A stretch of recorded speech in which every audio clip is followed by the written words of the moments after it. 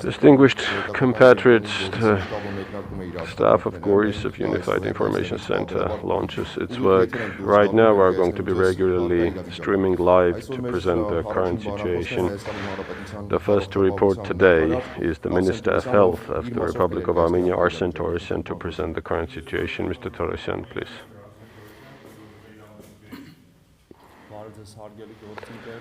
Good morning, distinguished colleagues. As you know, in result of aggression from Azerbaijan, we have an intense situation in the territory.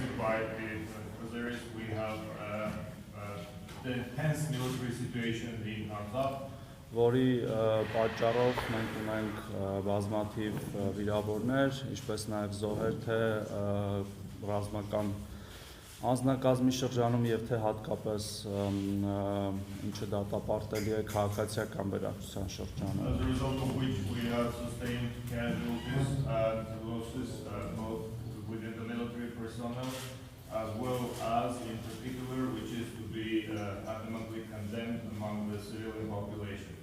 Ես ինքս ուշ երեկոյան եմ վերադարձել Ստեփանակերտից եւ դա իմ երրորդ այցն էր առաջի օրվանից եւ ուզում եմ նաեւ համեմատել առաջի օրերի եւ վերջի օրերի իրավիճակը։ Իրավիճակը այնպիսին է, որ Ստեփանակերտը գտնվում էր ամբողջությամբ ռմբակոծության տակ։ Ստեփանակերտը late last night from Stepanakert myself, that was my third visit and I'm in a position to make comparisons between the first and this most recent situation.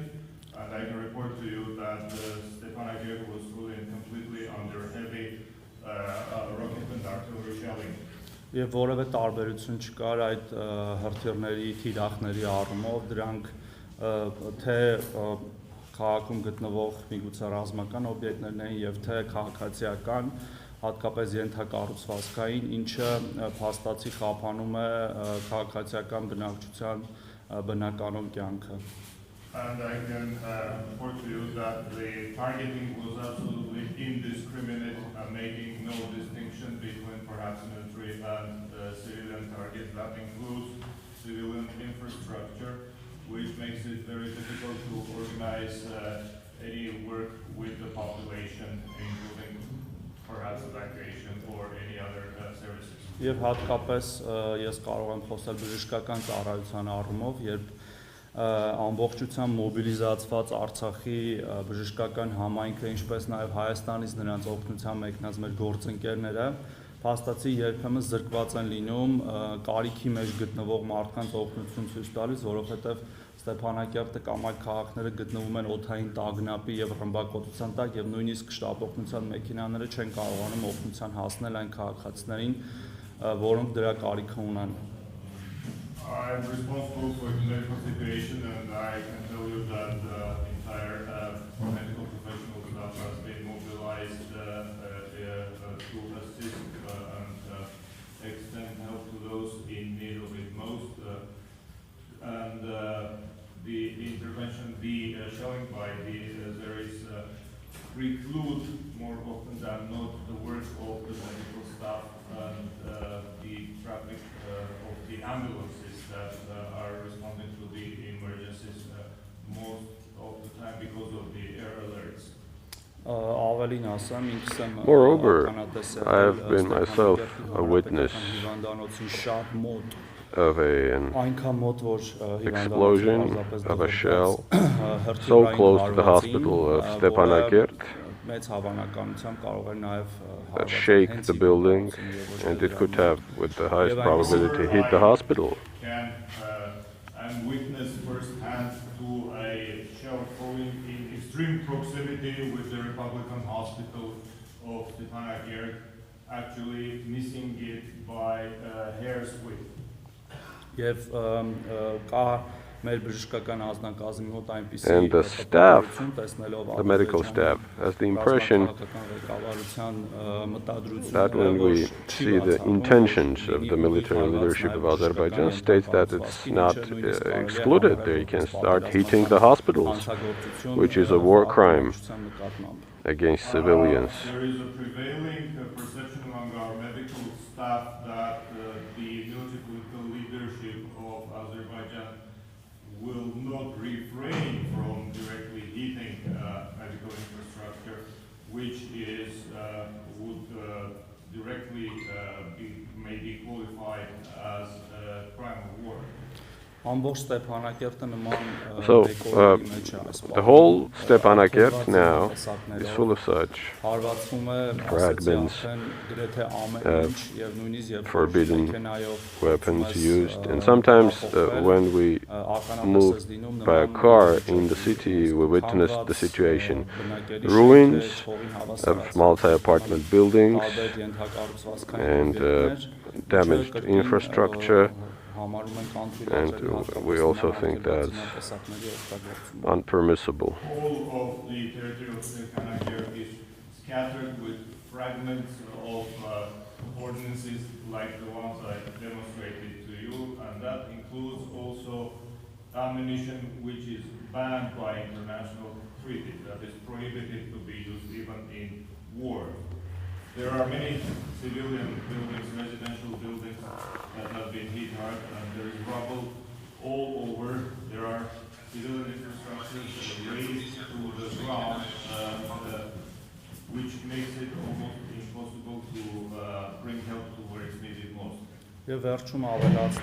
And finally, in conclusion, I will say that despite all this, we are standing strong by our compatriots, the whole medical community of Armenia and Artsakh, united, leaving all the not very important things aside, doing evacuation and treatment of the wounded. And Goris, as you know, is the main transit point in that activity, so we're going to be fighting to the end and win. I would like to inform you that notwithstanding this irresponsible offensive, the entire medical community of Armenia and Artsakh are consolidated around us, setting aside perhaps every other business of tending to the wounded, helping with the evacuation. You may already know that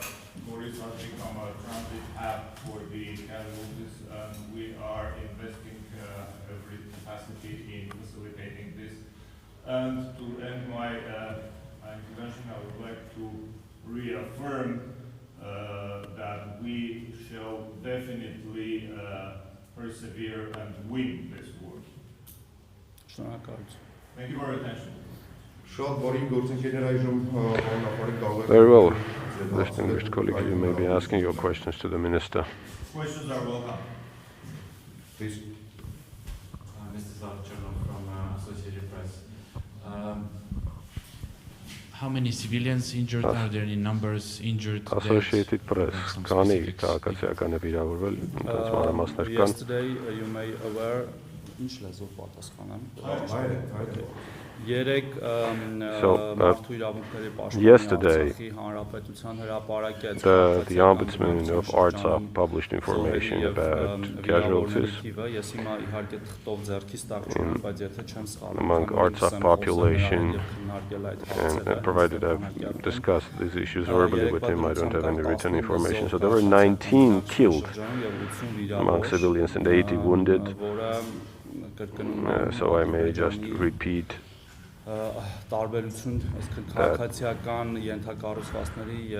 essentially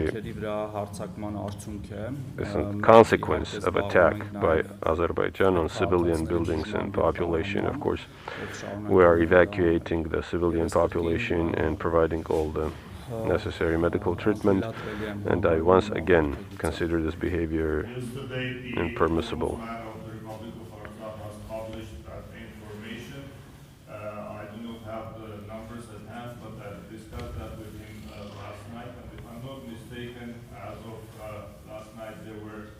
Casualties included 19 civilians lost their lives and 18 more were wounded. And I have to reiterate that this is a result of the indiscriminate offensive by Azeris attacking civilian residential buildings and civilian infrastructure. Of course, we're doing everything we can to protect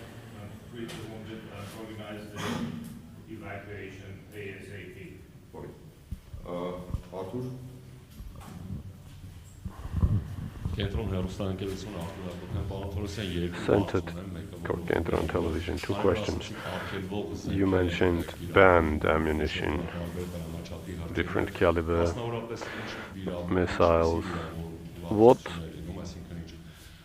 are the damages caused to the civilian population because of use of such ammunition? Do we have the respective equipment, beds in the hospitals?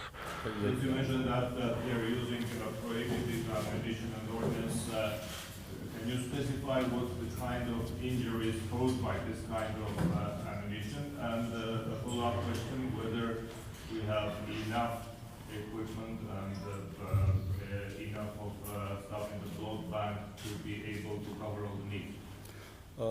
Ընդհանուր առումով ասենք, So generally, ժամանակ ստացված, այսինքն այս պատերազմի կամ այս սրացման ժամանակ ստացված վիրավորումների բնույթը, the nature of զենքերի տեսակների wounds, մանրամասն անդրադառնալ, որտեղ I can say during this war, I cannot tell you about the details of the ammunition used. Apparently my colleagues from the Ministry of Defense will bring these details forward. But the lion's share of the wounded, close to 100%, I may say, are fragments of explosions, because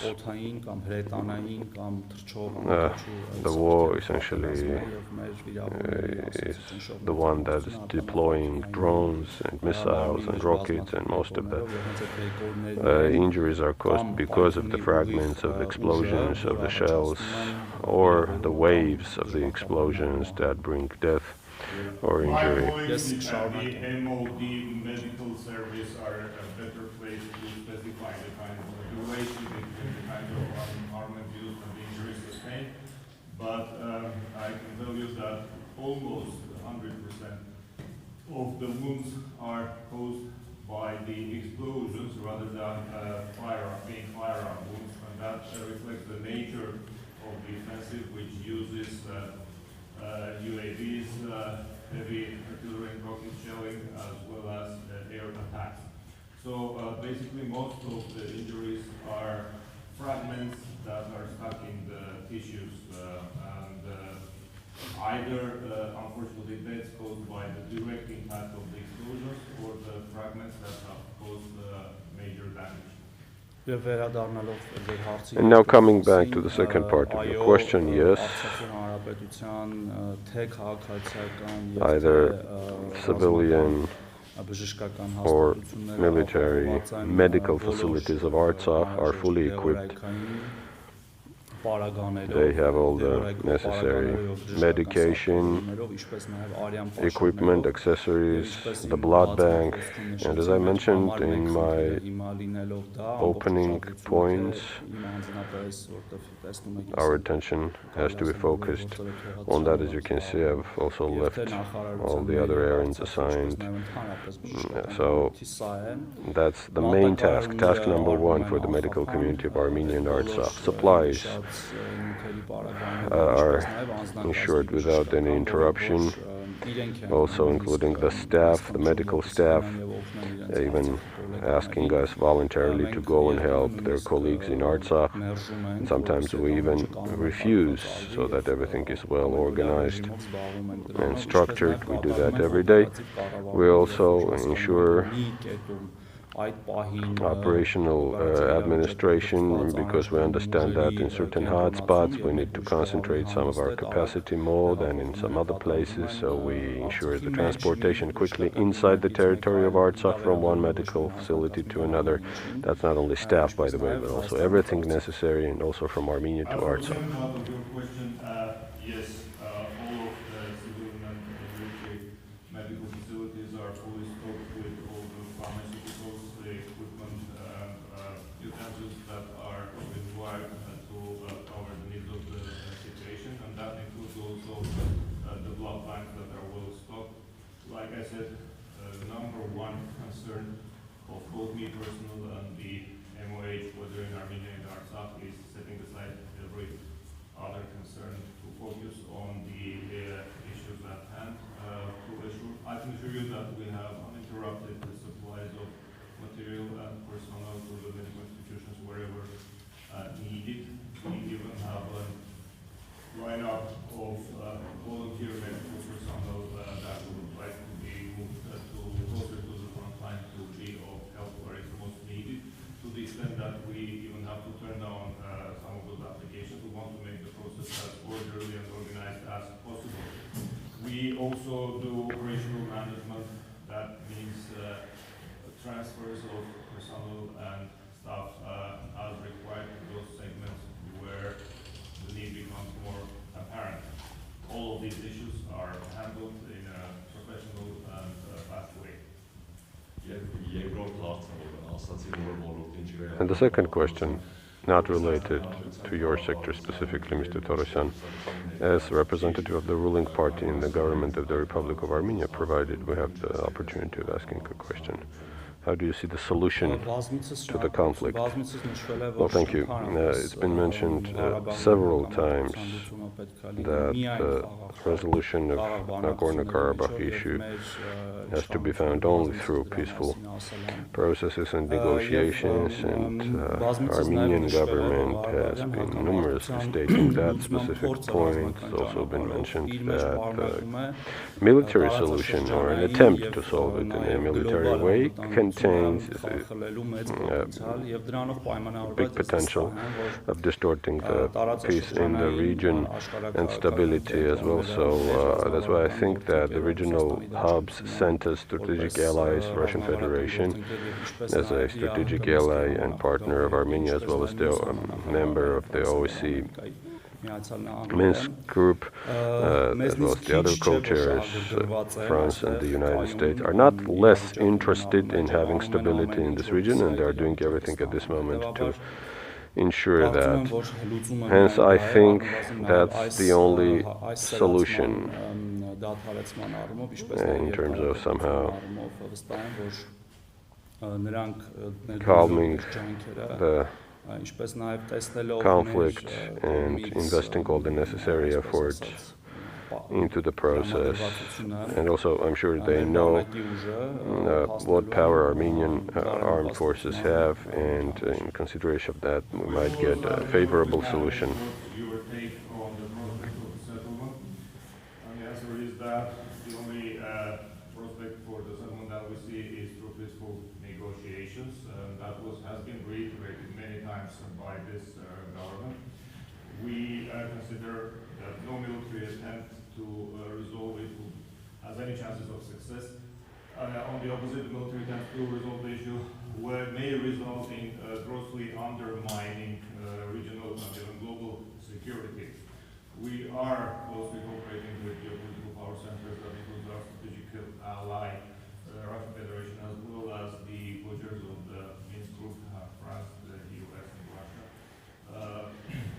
And we will not settle for anything less than a peaceful resolution.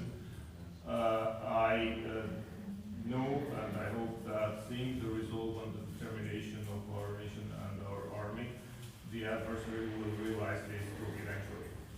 Simon Ostrovsky, PBS NewsHour.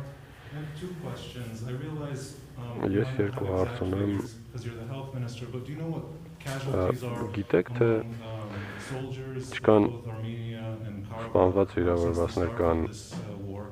And also, the Russian Prime Minister visited Armenia yesterday. Հաստատել, որ Ռուսաստանի վարչապետն է այցելել Հայաստան երեկ, եւ եթե այո, ապա ինչ քննարկումներ են տեղի ունեցել։ Ես իհարկե տիրապետում եմ ամբողջ իրավիճակին, թե թվային եւ թե բովանդակային, սակայն կարծում եմ, որ զինվորների վիրավորների մասին information about casualties among the military personnel is duly presented by the Ministry of Defense, so the issue for us is not following the numbers, but providing all the necessary medical support. Access to the figures you referred to, as well as the substance of the issue, but I think it's more appropriate, and the MOD ex officio publishes whatever it is necessary. So I will refrain from specifying figures at this point. Եվ մասը, որ մենք պարզապես խնդիրը ամեն ինչ լուծում ենք, կազմակերպում ենք այդ մասը։ And the MOH is doing, as I mentioned, everything within its powers and even more to address, and we consider it our mission to treat the casualties and the wounded.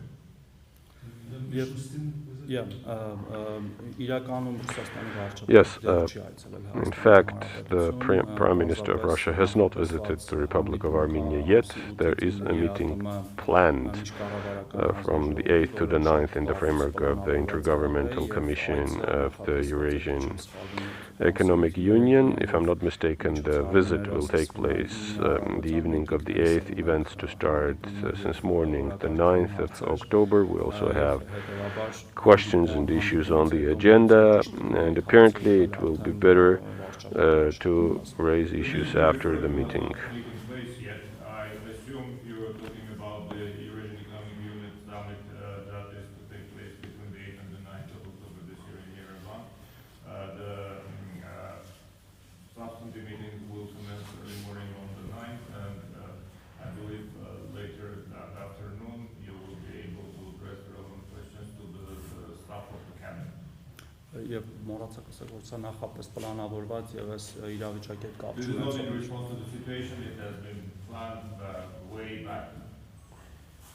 Javier Espinosa from El Mundo de Spain. Two questions. First, did you see by yourself cluster ammunition on the streets of Stepanakert?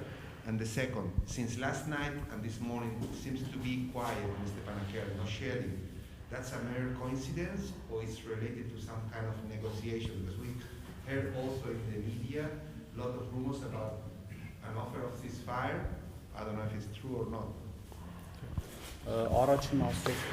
For the first part of your question, I will answer that I'm not a specialist. I do not know the details of how different ammunition looks, specifically projectiles. I've seen myself the destruction of the civilian infrastructure. So even if we suppose for a minute that damages were caused not by banned ammunition, of which numerously statements have been made, that's still unacceptable to shell civilian infrastructure. As regards banned or non-banned ammunition, then I suppose it is the Ministry of Defense that will present the details. And they do present either in photos or in short videos or in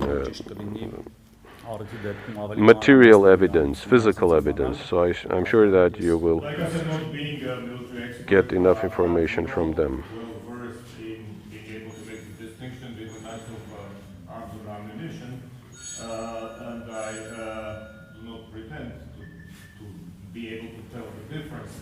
But I rely 100% on the input by my colleagues who are knowledgeable in those matters, and they assure me that yes, that is the case. But let's for a moment imagine hypothetically that the destruction we see in Stepanakert is caused by non-prohibited arms and ammunition. Would that make any difference when you're killing innocent civilians? That would still be unacceptable, whether it's the damages caused by prohibited or allowed arms. And therefore, apart from that, the evidence you are asking about is amply available with our military colleagues who are ready to share it, whether it's photographic material, photographs, or AV footage. Case by case, that is available. You just have to ask where it belongs. And the second part of the question, according to our information, shelling started in the morning with air alerts all around the area of Stepanakert. Well, at least as regards the medical part, we've been providing all the necessary service. Of course, we do not distinguish between the military or civilian personnel.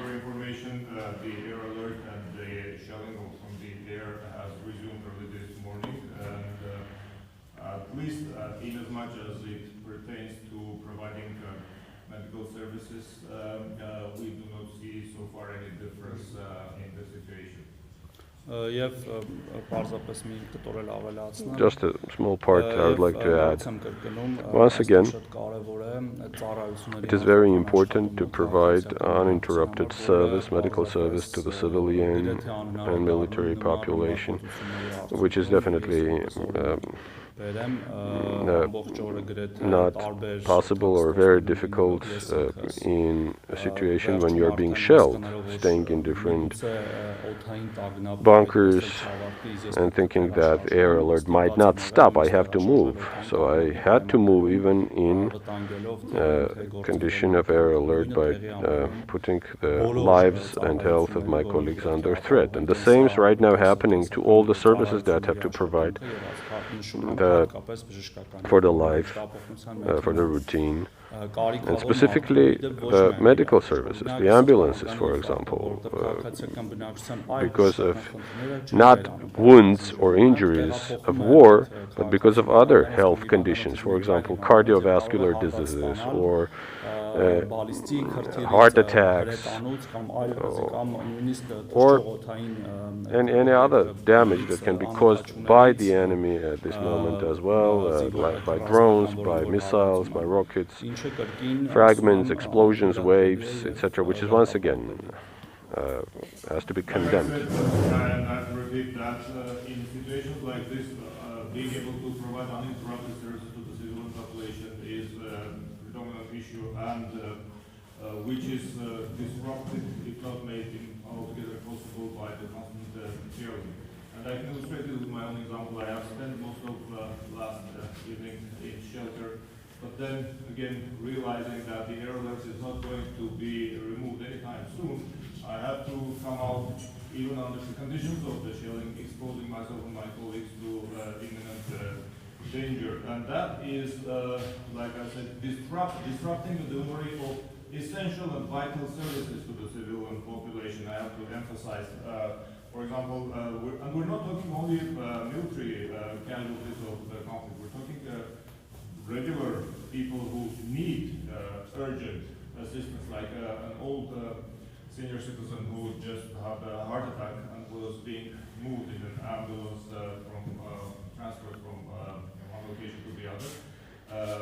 And the vehicle was targeted indiscriminately, both by rocket artillery and UAV fire, notwithstanding the clear markings of this being an ambulance.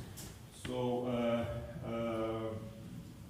this is clearly unacceptable and needs to be strongly condemned.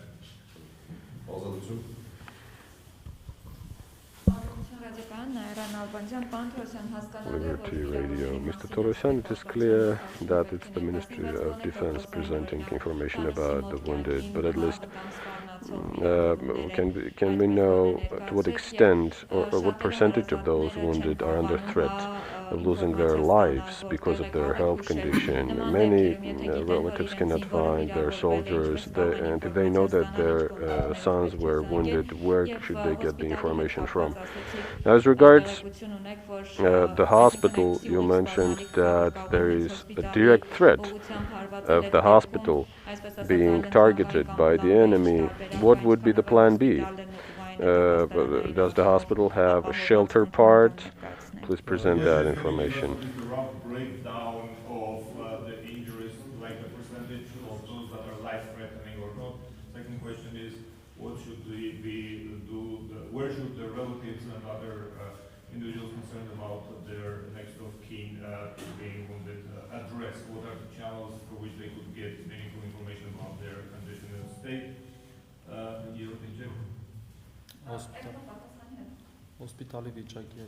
And about whether there are backup plans about with respect to the hospital, and does it have adequate shelter capacity?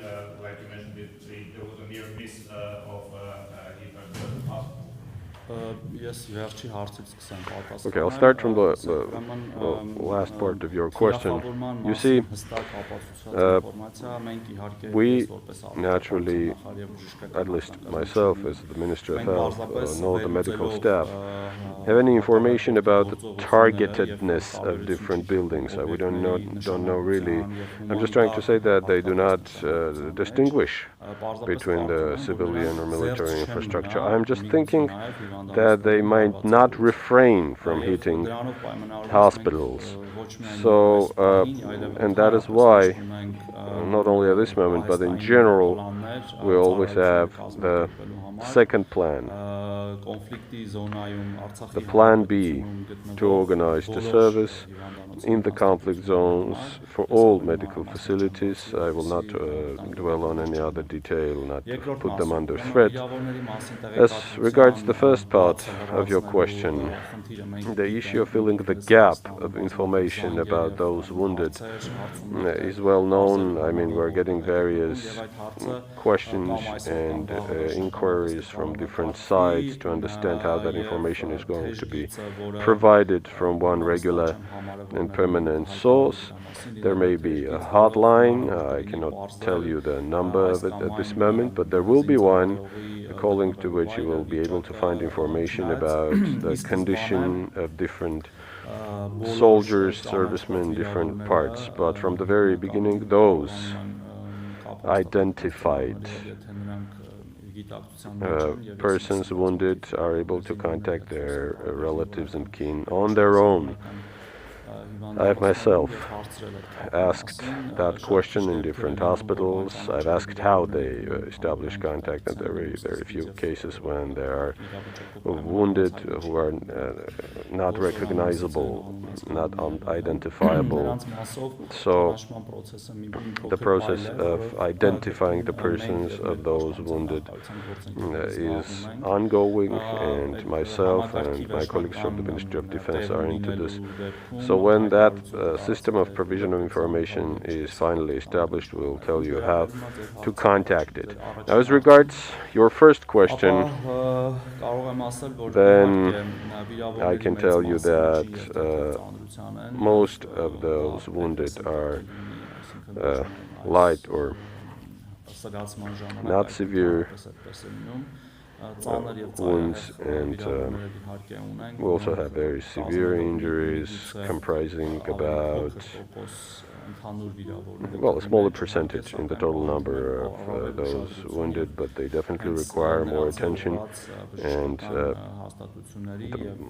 main attention of the medical staff and facilities is concentrated on these cases so that we save their lives. Now, why would severe and extremely severe cases comprise a small percentage of the total number of wounded? It's, I suppose, logical, because unfortunately, from those severely wounded, they are dead on the way to the hospital. We have analyzed the patterns of the bombing and shelling, and which clearly indicates that there is absolutely no discrimination in targeting, which is why we consider it not altogether impossible that they will also hit civilian infrastructure, including our hospital. Therefore, I can assure you that we do have backup plans and facilities for the such possible eventualities.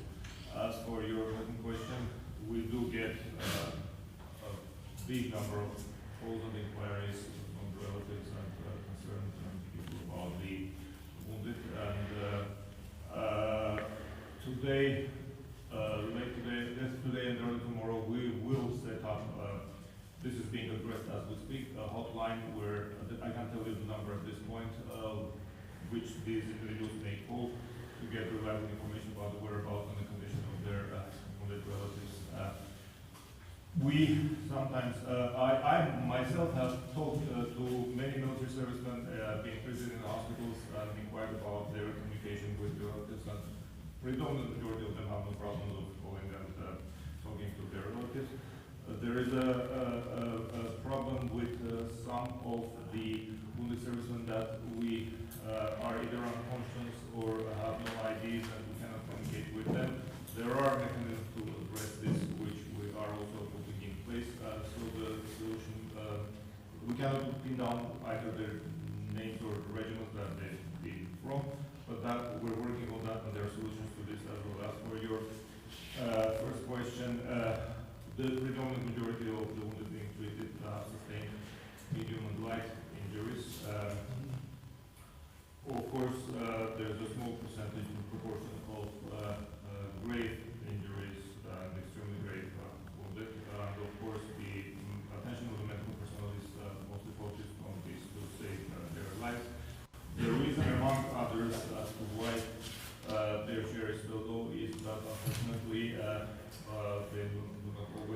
make it to the medical facilities. Distinguished colleagues, there is not that much time. We'll give the floor to our colleagues who haven't asked questions yet.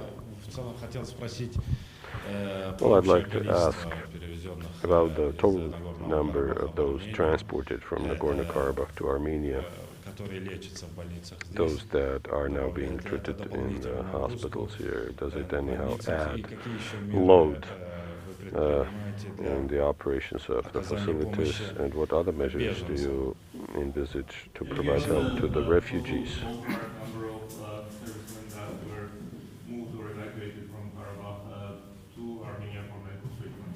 Just an approximate idea.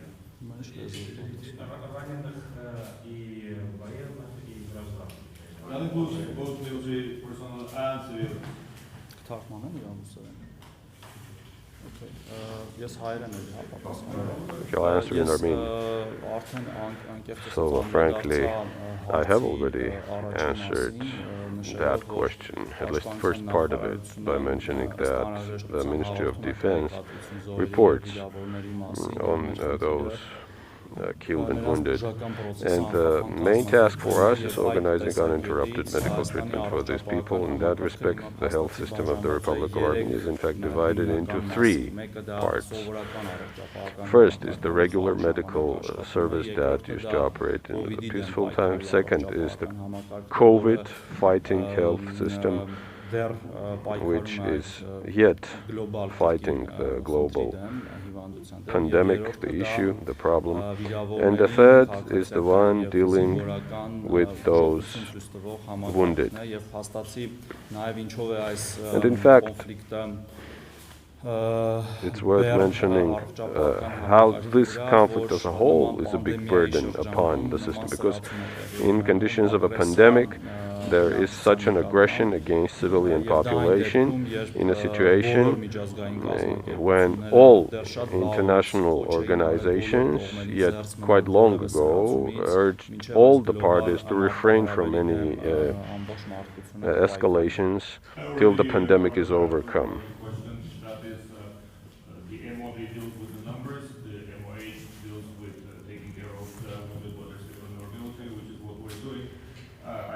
Is that the entire health system of Armenia now is working along three distinct dimensions.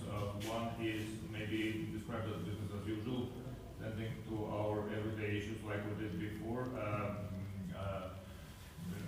dealing with morbidity and treating diseases. The second dimension is working in conditions of the COVID pandemic, which is global in nature and doesn't recognize any borders. We have to handle that. The third dimension is dealing with the military and civilian casualties of war, which I also described to you as much as applicable. But I have to just make a note that this creates an additional burden on the health system because in conditions of pandemic, aggression and escalation of the conflict is absolutely impermissible, and there have been many polls and statements by relevant international organizations and players asking not to revert to violence in the existence of the pandemic, which is something that has been blatantly violated by the Azeri fences.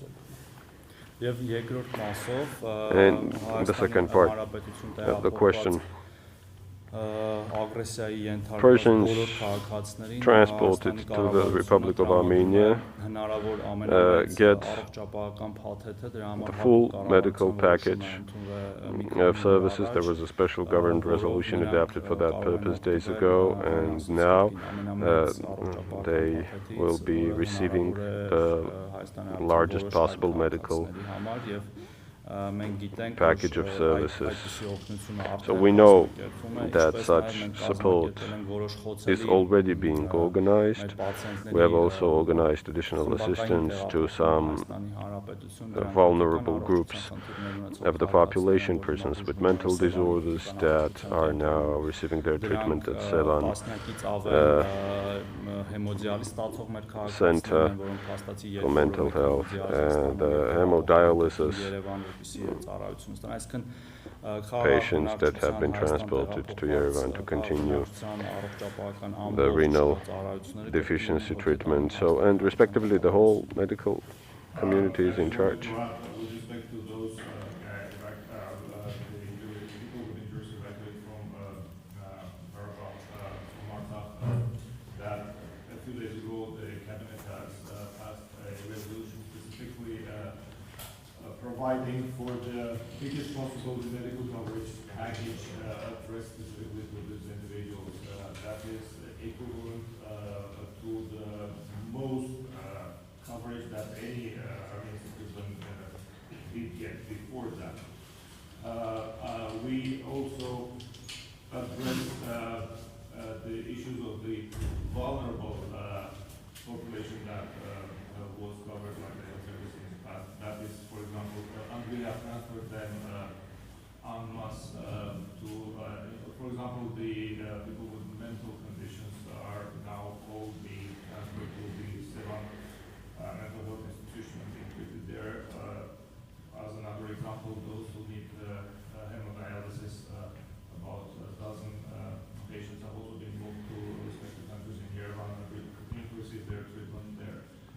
Like I said, the health infrastructure and the authorities of Armenia are doing everything within their power and even more to adequately address the situation as it emerges.